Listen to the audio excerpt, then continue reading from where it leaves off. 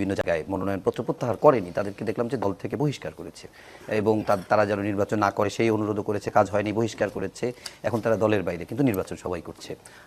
আমাদের দেশের রাজনৈতিক সংস্কৃতিতে দেখা যায় যে দলগুলো তাদেরকে বাদ দেয়, পরে আবার যখন যারা বিজয়ী হয় তাদেরকে আবার নিয়ে নেয়। আপনার কাছে কি মনে হয় সেই সংস্কৃতি থেকে কি বের হতে পারবে? কেননা অনেকেই যারা বিএনপির সঙ্গে শরিক দল আছে তারা এই আতঙ্ক বা আশঙ্কায় আছে। এখন ধরেন বিএনপির বা বড় দলগুলোতে প্রত্যেকটা আসনে তাদের নির্বাচনে প্রার্থী হওয়ার মতো যোগ্য প্রার্থী নেতার সংখ্যা 2-3 থেকে 10-12 পর্যন্ত আছে। এরকম নেতা বিএনপিতে এবং এককালে আওয়ামী লীগেও ছিল। এই ক্ষেত্রে তাদের প্রার্থী বাছাই করে দেওয়াটা খুব ডিফিকাল্ট। নিজেদের মধ্যেই নিজেদের দলের প্রার্থী দিলেও বিদ্রোহী প্রার্থী হয়ে দাঁড়ায়, তাদের বহিষ্কার করতে হয়, স্বতন্ত্র হয়। সেখানে যখন জোটের প্রার্থী দেয় তখন তার মনোবল আরও বেড়ে যায়, যেহেতু জোটের প্রার্থী মার্কা ধানের শীষ নিতে পারছে না এবার। তার মানে বিএনপির ওই নেতা তখন মনে করে যে সে সুবিধাজনক জায়গায় থাকতে পারবে, কিন্তু দল যেহেতু জোটের নেতাদের সঙ্গে তারা কমিটেড, তাদের একটা কমিটমেন্ট থাকে যে তাকে জোট থেকে দিচ্ছে, সেই বিবেচনায় দলীয় প্রার্থীকে তখন বহিষ্কার করা ছাড়া কোনো উপায় থাকে না এবং বহিষ্কার করে তাকে একটা চ্যালেঞ্জের মধ্যে ফেলে দেওয়া হয়। যখন বহিষ্কার করলো তখন সে কিন্তু জিয়াউর রহমানের ছবিও ব্যবহার করতে পারছে না, ম্যাডাম খালেদা জিয়া বা তারেক রহমানের ছবি ব্যবহার করতে পারছে না, ধানের শীষ প্রতীকও নিতে পারছে না।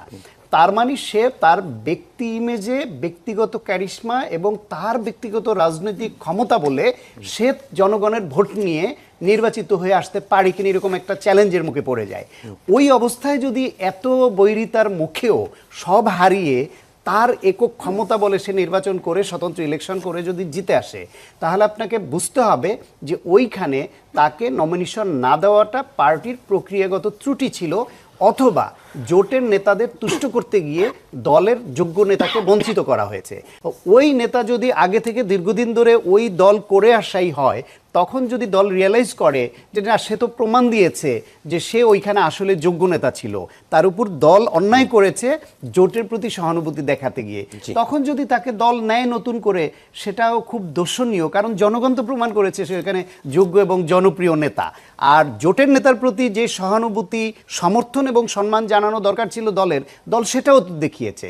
সুতরাং এটা একটা কমপ্লেক্সিটি জায়গায় আরো কোশ্চেন করি। ধরেন 14টা আসনের মতো এই যারা জোটের শরিক তাদের সঙ্গে বিএনপির এক ধরনের সমঝোতা হয়েছে, সেখানে 6 জন আবার ধানের শীষেই নির্বাচন করতেছে, আবার কেউ কেউ ধানের শীষে করছে না। এদের জোটটা আসলে কি? ওটাই বলছি, ওই একই রকম এখানে ব্যাপারটা কি, এইবার আরপিও চেঞ্জ করে যখন এই সিদ্ধান্তটা নেওয়া হলো যে নিজ দলের প্রতীকে নির্বাচন করতে হবে, এটা ছোট দলগুলোর জন্য বিপজ্জনক হয়ে গেছে। এখন এইটা যদি অনেক আগে থেকে হতো তাহলে দলগুলো প্রত্যেকেই তার এলাকায় তার মার্কাকে সে পরিচিত করাতো।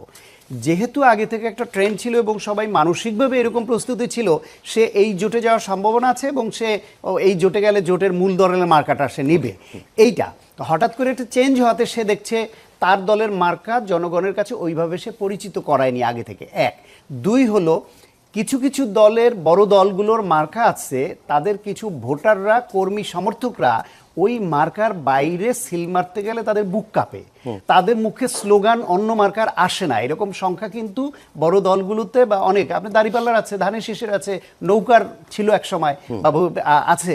ফলে ইভেন আপনি যতই পচে যাক, যতই স্বৈরাচারী বলেন, লাঙ্গলের মার্কার বাইরে ভোট দিতে চান এরকম ক্ষুদ্র সংখ্যক হইলেও তো আছে। আপনার ইসলামী আন্দোলন বাংলাদেশ, ওদের মার্কার বাইরে তাদের অনেকে ভোট দিতে চায় না, এরকম তো আছে। সেই বিবেচনায় বিএনপি যেহেতু বড় দল, সেই দলের অনেক সংখ্যক নেতা কর্মী যদি ধানের শীষ থাকে, তারা দলের নেতা না হইলেও জোটের হলেও যখন ধানের শীষ মার্কাটা পেত তাহলে তার পক্ষে কাজ করত। কিন্তু এইবার সেটা সুযোগ নাই বলে এই জোটের নেতারা মনে করছেন যে আমি যদি এখানে জোট থেকে আমাকে বিএনপি ছাড়ও দেয়, ওইখানে বিএনপির কেউ যদি বিদ্রোহী হয় বা এরকম দলের সমর্থন আমি ওইভাবে না পাই, তাহলে আমার জয়ী হয়ে আসা কঠিন হবে। তখন সে টাকা খরচ করলো, কষ্ট করলো, ঝুঁকি নিল, কিন্তু এমপি হতে পারলো না।